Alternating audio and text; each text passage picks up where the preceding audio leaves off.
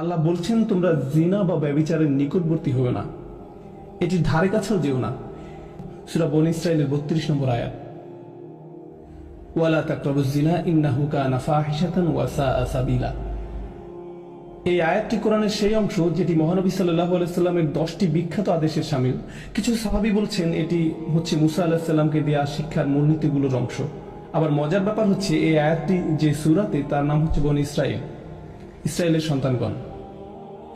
যাই হোক, এই বিশেষ আয়াতে আল্লাহ বলছেন তোমরা জিনা বা ব্যভিচারের নিকটবর্তী হও না, এটির ধারে কাছেও যেও না। তিনি এটা বলেননি লা তাজিনু, তোমরা ব্যভিচার করো না, ব্যভিচার করতে যেও না। তিনি বলেছেন তোমরা এর ধারে কাছেও যাবে না। অন্যভাবে বলা যায় এটা একটা কাজ এবং অনেকগুলো ছোট ছোট আচরণ যেগুলো কাজটির দিকে নিয়ে যায়। কাজটির একটি পরিধি আছে যা চারপাশে ঘুরতে থাকে এবং আপনি কাজটির ধারে কাছেও যেতে পারবেন না। যেই সংবেদনশীলতা নিয়ে কোরআনের ভাষা আল্লাহ রাব্বুল আলামিন ব্যবহার করেছেন, আমাদেরকে সেই ভাষা বুঝতে হবে যাতে আমরা আল্লাহর বিজ্ঞতার তারিফ করতে পারি এবং বুঝতে পারি কিভাবে তিনি আমাদের পরামর্শ দিচ্ছেন যাতে আমরা সমস্যাগুলো উতরে উঠতে পারি। আল্লাহ আযজা ওয়া জাল্লা আমাদেরকে বলছেন কিছু কাজ আছে যা করা হারাম নয়। আপনি এই কাজগুলোর দিকে আঙুল উঠিয়ে বলতে পারবেন না যে এই কাজগুলো করা ভুল, কিন্তু যখন আপনি এইসব কাজে যুক্ত হয়ে পড়বেন তখন মহাকর্ষীয় ক্ষেত্রে একটা টান অনুভব করবেন, যেটা আস্তে আস্তে একটু একটু করে আপনাকে অবশেষে হারাম কাজের দিকে টেনে নিয়ে যাবে এবং অবশেষে কাজটা আপনাকে দিয়ে করাবে। আপনারা জানেন শয়তানের বিষয়ে আমরা একটা জিনিস জানি। আমি লক্ষ্য করেছি যে শয়তান অত্যন্ত দূরদর্শিতা সম্পন্ন। সে একবারে আপনাকে ধরে না, সে আপনার কাছে আসবে এবং আস্তে করে একটু একটু একটু একটু করে আপনাকে পথভ্রষ্ট করবে, যতক্ষণ না পর্যন্ত আপনার চরিত্র নষ্ট করতে পারে। শয়তান আপনার কাছে একবার এসে আপনাকে দিয়ে খারাপ কিছু করাতে পারে না। আপনারা জানেন আদম আলাইহিস সালামের এবং হাওয়া আলাইহিস সালামের গল্পেও, ইনশাআল্লাহ আমরা যখন সেই গল্পে যাব ওই গল্প থেকে কোরআনের জ্ঞান সম্পন্নতা সম্পর্কে আমরা জানবো। যেভাবে শয়তান অগ্রসর হয়েছিল সূরাতুল আরাফে এটি বলা হয়েছে, শয়তান অবিরাম ভাবে সেটা একবারই করেনি। ধরুন শয়তান আসলো এবং বলল, হেই দেখো গাছটা কি চমৎকার, তাই না? এরপর সে চলে গেল। না না না না, সে এমনটা করেনি। সে চরমভাবে নিরন্তর ছিল। সে একটু একটু করে পথভ্রষ্ট করেছিল এবং তাদের মনের মধ্যে এমন এক ধারণা গেঁথে দিয়েছিল যতক্ষণ না তারা মনে করেছিল এটা তাদেরই অভিপ্রায়। আপনারা জানেন, এবং যখন মানুষ শয়তানের কথা শুনতে শুরু করে, এটি একই সূরাতে আল্লাহ বলছেন ইন্না ইবাদি লাইসা লাকা আলাইহিম সুলতান, আমার বান্দাদের উপর তাদের মানে শয়তানের কোনো কর্তৃত্বই থাকবে না। অন্যভাবে বলা যায় যেসব লোক সত্যিকার ভাবে আল্লাহর কাছে আত্মসমর্পণ করে তাদের উপর শয়তানের কোনো কর্তৃত্ব থাকে না। কিন্তু যারা আশ-শায়তানু ইয়াউদুকুম ফাকরাউ ইয়ামুরুকুম বিল ফাহশা, সূরাতুল বাকারা, শয়তান আপনাকে আদেশ করবে বিলাল্লাপনা করার জন্য। অন্যভাবে বলা যায় যখন আপনি শয়তানের কথা একটু শুনবেন আপনি তাকে একটু শক্তি দিচ্ছেন, আপনি তার কথা আরেকটু ভালোভাবে শুনবেন তো আপনি তাকে আরেকটু বেশি শক্তি দিবেন। আর আপনি যখন তার কথা অবিরাম ভাবে শুনতেই থাকবেন, একসময় সে আপনাকে আদেশ করবে। আপনি নিজেকে এমন ভাবে বলবেন যে আমি আমার নিজেকে সাহায্য করতে পারছি না, আমি এটা জানিও না, আমি জানি না কি করে আমি কম্পিউটার বন্ধ করব, আমি জানি না কিভাবে প্রতি রাতে এটা হয়ে যায়, আমি জানি না কিভাবে আমি ওইখানে ওই চ্যাটগুলো করি, আতঙ্ককর ওয়েবসাইটগুলো লগ ইন করি, আমি এইসব কেন করছি, লিফটে অথবা যখন আমি রাস্তা হেঁটে যাই কেন আমার চোখ আমি নামিয়ে রাখতে পারি না, আমি নিজেকে সাহায্য করতে পারছি না, আমি জানি না কি করা উচিত। আর আপনি জানেন শয়তান আঁকড়ে ধরে, বেশ শক্তভাবে আঁকড়ে ধরে, বদ অভ্যাসযুক্ত চক্রের মধ্যে আপনাকে টেনে নিয়ে যাবে। আমরা বলতে পারি এটা আস্তে আস্তে খারাপ, আরো খারাপ, আরো খারাপ এবং অধিকতর খারাপের দিকে টেনে নিয়ে যায়। আপনি যদি এটা স্বীকার না করেন তাহলে এটা অধিকতর খারাপের দিকে যায় আর এটা আপনার আত্মা একদম ধ্বংস করে দেয়। আল্লাহর সাথে আপনার সম্পর্ক নির্ভর করে আপনার অন্তর কতটা পরিষ্কার তার উপর। যতবার আপনি অশ্লীলতায় উদ্ভাসিত হন আপনার অন্তরের উপর আরো ময়লা, আরো অন্ধকার, আরো আবরণ ঢালতে থাকে এবং ঢালতেই থাকে যতক্ষণ পর্যন্ত না আপনি আল্লাহর কথা শুনবেন কিন্তু আপনার চোখে এক ফোঁটা পানিও আসবে না। এটা আসবে না কারণ আপনার হৃদয় এতই কঠিনে পরিণত হয়েছে যে আপনি যত অনাবৃত অবস্থা দেখেছেন, যত পাপ করেছেন চোখ দিয়ে সবসময়, আর আপনি এটার গুরুত্বও দিচ্ছেন না। আপনারা জানেন একটা সুন্দর হৃদয় যন্ত্রণাগ্রস্ত হয় যখন অসমীচীন কিছু একটা দেখে যা আল্লাহর নির্দেশের সাথে সামিল নয়।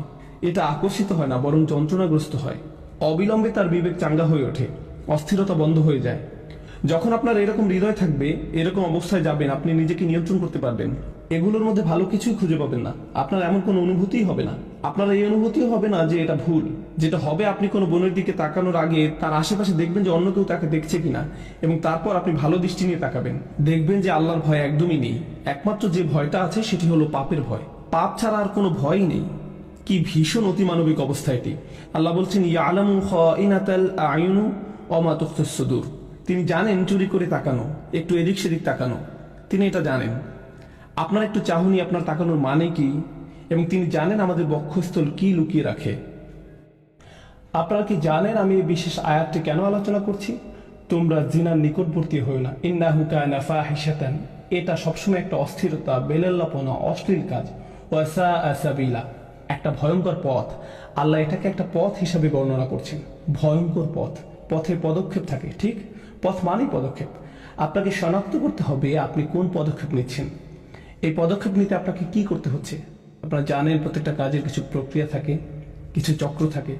স্কুলের পরে আপনি কয়েক ঘন্টা সময় পাচ্ছেন আপনার পিতামাতা বাসায় ফেরা পর্যন্ত। আপনারা জানেন আপনি কিছু বন্ধুর সাথে ঘুরছেন যাদের কোনো মান নেই। প্রত্যেকটা সময় আপনাকে শনাক্ত করতে হবে কোন কাজগুলো আপনাকে পাপের দিকে টেনে নিয়ে যায়। আমাদের গোড়া থেকে এগুলো কেটে ফেলতে হবে। আমাদেরকে এই পথে গা ভাসিয়ে দেওয়া বন্ধ করতে হবে। ওয়াসা আসাবিলা। আমার কাছে এই আয়াতের অসাধারণ দিকটি কি জানেন? যেভাবে এটি সম্পৃক্ত করা হয়েছে।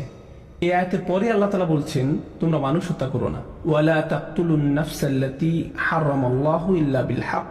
তোমরা নির্দোষ মানুষকে হত্যা করো না। আল্লাহ জিনাকে প্রথম অপরাধ হিসাবে উল্লেখ করেছেন এবং হত্যাকে দ্বিতীয় অপরাধ হিসেবে। আপনি কি চিন্তা করতে পারছেন? আপনি মনে করেন হত্যা অনেক বড় অপরাধ, ঠিক? কিন্তু আল্লাহ বলছেন যখন আপনি অন্য মানুষের মর্যাদা লঙ্ঘন করবেন, এটি হচ্ছে ফাহশা। আপনি যখন মানুষকে নিয়ে এভাবে চিন্তা করবেন তখন আপনি নিজের এবং তার মর্যাদা লঙ্ঘন করবেন। আমরা যদি কাউকে হত্যা করি, আমরা তাকে শারীরিকভাবে হত্যা করি। আপনারা জানেন তার বেঁচে থাকার অধিকার লঙ্ঘন করি, আর ওটা হচ্ছে আত্মার হত্যা, ফাহশা। আর এটি হচ্ছে শারীরিক হত্যা, ফাতর। দুই রকমের হত্যা রয়েছে। তাই আল্লাহ তাআলা আত্মার হত্যার কথা প্রথমে বলেছেন। আমাদের সবার মান এত নিচে নেমে গিয়েছে যে একটা নতুন সিনেমা মুক্তি পেলে আপনি হয়তো অনেকগুলো ট্রেলার দেখে ফেলেছেন আর নিজেকে বলছেন, এখানে মাত্র একটা খারাপ দৃশ্য আছে। ব্যাপার না, এটি একটি PG-13। যেটা আগে PG-13 হওয়ার কথা ছিল এখন সেটা PG। কাজে সব জায়গায় অশ্লীল দৃশ্য। এবং যে আত্মার মূল্য আমরা হারিয়ে ফেলেছি তার প্রতি আমাদের যত্নবান হওয়া উচিত। এটা আমাদের নামাজের উপর প্রভাব ফেলছে, দোয়ার উপর প্রভাব ফেলছে, আমাদের চরিত্রের উপর প্রভাব ফেলছে, এটা আমাদের পরিবারের উপর প্রভাব ফেলছে। এবং আমরা গুরুত্বও দিচ্ছি না। আমরা মনে করি এটাই জীবন, আমাদের সময়ের সাথে তাল মিলিয়ে চলছি। ঠিকই আছে, সবাই একই কাজ করছে, আমরা কি করতে পারি? তাই আপনি যেসব ছবি ফেসবুকে পোস্ট করছেন তার গুরুত্ব দিচ্ছেন না। আমি ফেসবুক ব্যবহার করা বন্ধ করে দিয়েছি। আমি বলছি না যে ফেসবুক ব্যবহার করা হারাম, আমি ব্যক্তিগতভাবে এটা ব্যবহার করতে পারছি না। আপনারা জানেন আমি এটা ব্যবহার করি না। আমি সামাজিকীকরণের জন্য কিছু একটা পোস্ট করলাম, কোনো ঘোষণা কিন্তু কিছু একটা শেয়ার করলাম, কিন্তু কিছু জিনিস দেখে আমি খুব মর্মাহত হয়েছি যে আপনি কিভাবে এটা করতে পারেন। আপনি একজন মুসলিম এবং কিভাবে আপনি এই ধরনের ছবি পোস্ট করতে পারেন? নিজের মর্যাদা নিজেই রাখুন, নিজের পরিবারের মর্যাদা বজায় রাখুন, নফসকে নিয়ন্ত্রণ করুন। চোখ দিয়ে তাকানো চোখের জিনা থেকে বাকি সব শুরু হয়। অন্য সবকিছু এখান থেকে শুরু, অন্য সবকিছু চোখের জিনা থেকে শুরু। ইনশাআল্লাহ তাআলা আমি আপনাদের সাথে এই বিষয়ে ছোট ছোট টুকিটাকি কোরআন থেকে এই বিষয়ের উপর কিছু সংযুক্ত আয়াতের অংশ নিয়ে আরেকদিন আলোচনা করব। কিন্তু আজকে ইনশাআল্লাহ শেষ যে জিনিসটি আলোচনা করব তা হচ্ছে ফাহশা, যার অনুবাদ হচ্ছে লজ্জাহীনতা, উত্তেজনা, অশ্লীলতা। আরবি ভাষার কিছু নিয়ম আছে যেগুলো একই রকমের, ওয়াহাস এবং ফাহাস। ওয়াহাস মানে হচ্ছে বন্যপ্রাণী, ফাহাস মানে হচ্ছে যে বন্যপ্রাণীর মতো আচরণ করে। লজ্জাহীনতা এমন একটি আচরণ হিসেবে বর্ণনা করা হয়েছে যেটি বন্যপ্রাণীর আচরণের মতো। আল্লাহ মানবকুলকে মর্যাদাবান করেছেন। আদম আলাইহিস সালামের উপর যে শাস্তি দেওয়া হয়েছিল সেটা হলো তার জামা কাপড় খুলে ফেলা হয়েছিল। আমাদের আদি পিতামাতার জামা কাপড় খুলে ফেলা হয়েছিল। এটা আল্লাহর পক্ষ থেকে একটা শাস্তি ছিল এবং অবিলম্বে তারা বুঝতে পেরেছিলেন যে তাদের উচিত নিজেদের ঢেকে রাখা। তারা সমাজ থেকে নিজেদের ঢাকার শিক্ষা পাননি, সমাজ তাদেরকে লজ্জাহীনতার শিক্ষা দেয়নি। আপনারা জানেন আজকাল আমাদের নৃতত্ত্ববিদরা আপনাদেরকে শেখাবে যে আপনারা জানেন সমাজ আমাদেরকে জামা কাপড় দিয়েছে। এটা একটা সামাজিক যৌক্তিকতা যে আমরা ইতিহাস থেকে জামা কাপড় পরা এবং নিজেদের ঢেকে রাখার শিক্ষা পেয়েছি, কিন্তু প্রকৃতিগতভাবে আমাদের বন্যপ্রাণীর মতো থাকার কথা ছিল। আদম আলাইহিস সালাম সমাজ থেকে কিছু শিখেননি, তাকে আল্লাহ বিবেক দিয়েছিলেন এবং যখন তার কাপড় খুলে ফেলা হয়েছিল তিনি প্রকৃতিগতভাবেই তাড়াতাড়ি নিজেকে ঢাকার চেষ্টা করেছিলেন। আমাদের আদি পিতামাতা নিজেকে ঢাকার চেষ্টা করেছিলেন। আমাদের এমন মানুষ হওয়া উচিত যেন আমরা আমাদের নিজেদের ঢেকে রাখতে পারি এবং অন্যদের দিকে না তাকিয়ে অন্যদের মর্যাদা দিতে পারি। যদিও তারা নিজেদের মর্যাদা নিজেরা রাখতে না পারে, তবুও আমাদেরকেই তাদের মর্যাদা দেওয়া উচিত, কারণ ওরাও আল্লাহর সৃষ্টি। এবং আমাদের নিজেদের প্রতি সম্মিলিতভাবে মানবকুলের প্রতি বেশি সম্মান বোধ থাকতে হবে, তাদের দিকে না তাকিয়ে যেভাবে এক বন্যপ্রাণী অন্য প্রাণীর দিকে তাকায়। আল্লাহ আজ্জা ওয়া জাল্লা আমাদের আধ্যাত্মিকতা বৃদ্ধি করে দিন। চলতি আত্মিক সমস্যা যা আমাদেরকে চোখ নিচে নামিয়ে রাখতে দেয় না তা থেকে সুস্থ রাখুন এবং আল্লাহ আমাদেরকে অসৎ সঙ্গ, ওই অবস্থা, ওই সব কাজে সম্পৃক্ততা যেগুলো আমাদেরকে ভয়ঙ্কর ভয়ঙ্কর পথের দিকে টেনে নিয়ে যায় তা থেকে বিরত রাখুন। আল্লাহ আজ্জা ওয়া জাল্লা আমাদের শুদ্ধ সুস্থ আধ্যাত্মিক জীবনের পথ পরিষ্কার করে দেন এবং সহজ করে দিন। বারাকাল্লাহু লি ওয়া লাকুম। আসসালামু আলাইকুম। কোরআন উইকলি।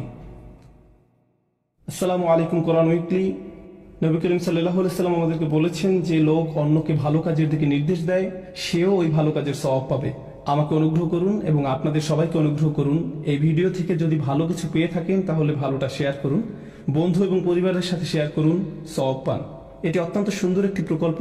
আমি সত্যিকার অর্থেই কোরআন উইকলি সফলভাবে চালানোর জন্য সবাইকে তারিফ করছি। আমি দোয়া করছি যাতে আল্লাহ তাদেরকে আরো বেশি বেশি করে রহমত দান করেন, তারা আরো ভালো ভালো কাজ করুক। আল্লাহ বলছেন, যারা মানুষের প্রতি কৃতজ্ঞতা জানায় তারা আল্লাহর প্রতি কৃতজ্ঞতা জানায়। মহানবী সাল্লাল্লাহু আলাইহি সাল্লামের হাদিস থেকে আমরা এই শিক্ষা পাই, আমাদের অবশ্যই ভালো কাজের তারিফ করতে হবে। অন্যের ভালো কাজের তারিফ করা একই সাথে আল্লাহর কথা ছড়ানো মানে তাদেরকে আরো বেশি সওয়াব পেতে সাহায্য করা, নিজেদেরকে আরো বেশি সওয়াব পেতে